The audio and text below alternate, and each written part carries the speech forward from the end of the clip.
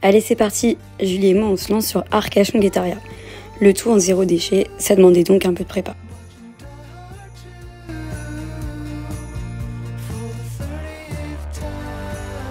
Bon, on n'imaginait pas notre premier jour avec ce temps forcément. Et on n'imaginait pas non plus que notre train allait être supprimé. Mais ça y est, on y est. Et franchement, finalement, le temps était pas si mal.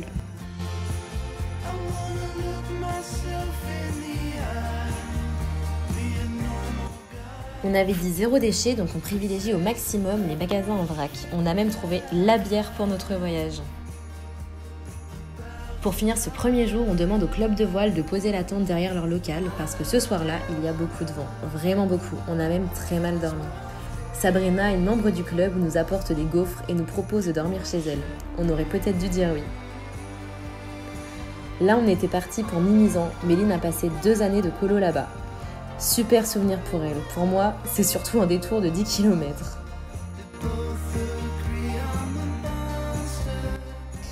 Et puis on arrive à Léon. On a dû faire une petite réparation sur le dérailleur de Méline. On boit une pinte. Et là, c'est Eric qui nous invite à poser la tente dans son jardin et à prendre une douche. Finalement, on décide plutôt de s'installer près de ce joli ponton. Après, une bonne douche quand même, ça ne se refuse pas.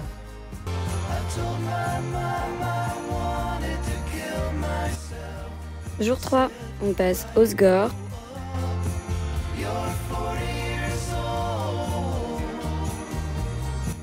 Cap-Breton.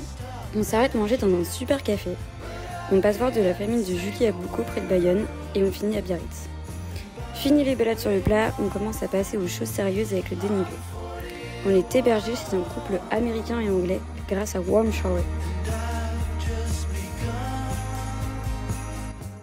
On a partagé un dîner avec eux et c'était super chouette.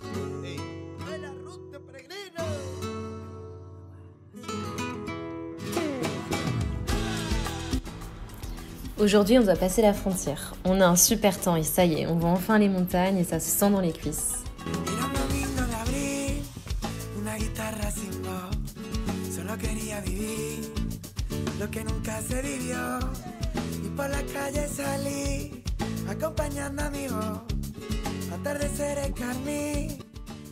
On roule bien, donc on a le temps de se la jouer farniente à la plage. Arrivé en Espagne, les pistes se font plus rares et on galère un peu à trouver des routes pas trop dangereuses au profit de bons gros dénivelés.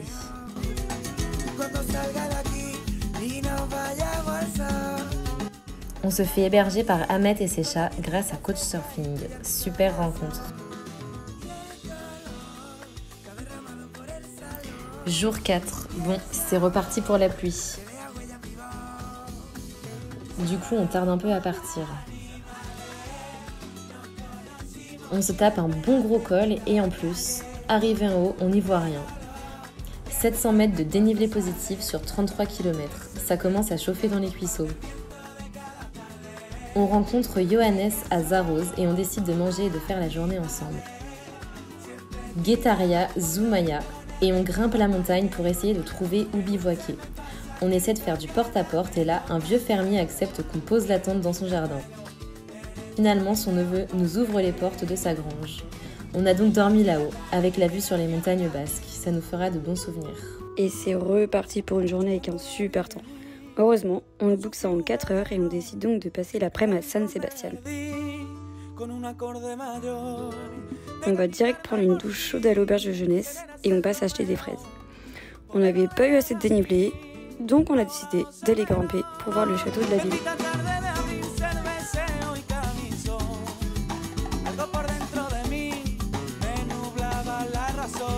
Et là, c'est reparti pour 7 km de montée dans le brouillard. Faut avoir le mental accroché. On a fait une rencontre pendant notre ascension qui nous a bien redonné le sourire. On se fait quand même super plaisir sur la descente. Et 55 km plus loin, après 1108 mètres de dénivelé positif, ça y est, nous revoilà à Biarritz. À se rencontrer Surfrider. Merci à Camille et Charles pour leur accueil. On poste 2-3 affiches sur la collecte de demain et on retourne chez Stéphanie, notre warm shower de lundi dernier. On craque sur des petites gourmandises sur le chemin.